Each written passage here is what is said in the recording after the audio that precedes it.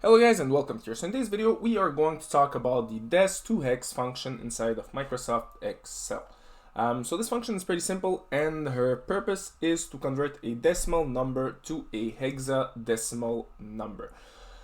So for the purpose of this video I have created this little table right here that contains a few decimal numbers. So we're just going to change this one, for example, for a number that is a little bit greater. So we'll write down, there we go, it's a big number.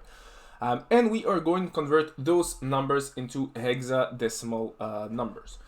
So let's do this. So pretty simple. Once again, this function contains only two arguments and only one of them is mandatory. The other one is optional. So we're only going to work with the mandatory one. So we are going to write our function. So it's going and just like that. We are going to select a, either write down the number or select a cell that contains the number. So in this case, the cell is right here. So we have our decimal number, that is 5 inside of this cell. So we're just going to select the cell, then we can close our parentheses.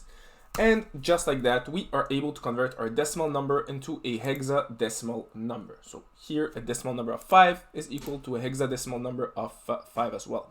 But if we apply this function to the number 12, we take this one and we just paste it right here. As you can see, it's going to be C. If we do the same thing for this big number that is here, as you can see, it's going to generate the following hexadecimal number.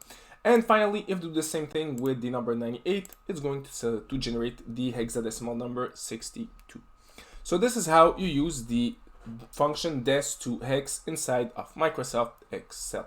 So as always, if you like this video, don't forget to leave a like, to subscribe, and see you in another of my videos.